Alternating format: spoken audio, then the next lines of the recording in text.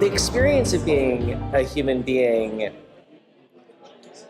I'd never had quite that sense of being separated, of the gauzy veil keeping me from other people, but also letting them see me.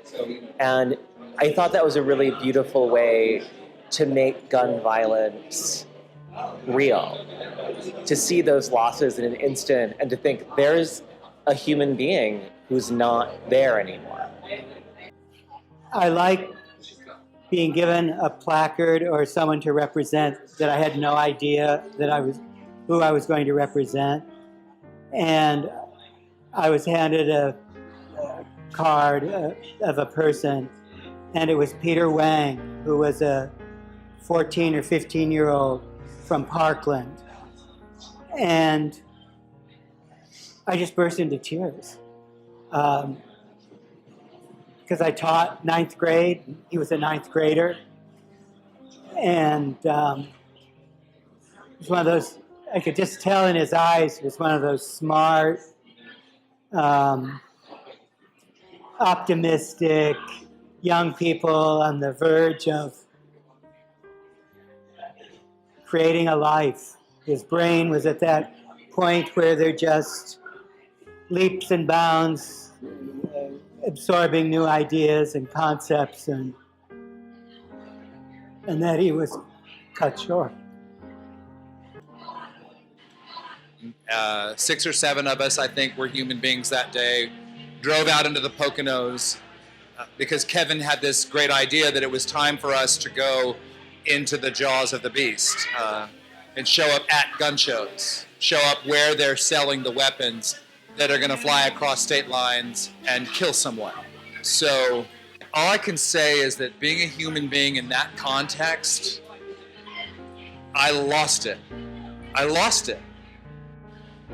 And they didn't let us stay long. I think we were there 10 minutes, 15 minutes. I remember over the loudspeaker hearing, "Shh, the gays are coming. Shh, the gays are coming." It's like anything else that you do, like praying or meditating or attending theater, where you leave the world, where you're saying, like, I'm not interacting in my normal ways and I'm doing something different that's reflective, and I want to transform how I live my life. And I was given a little boy named Dylan Hockley. And all it said was he liked to play tag at the bus stop. And a life that was cut short, where that's as much as you could say. Broke my heart. It was devastating to step away and pull the veil off and realize that, in some weird way, I had stood up to my killers. Stood up to my killers, to our killers. And on a clear day, on that clear day, you can see forever and ever.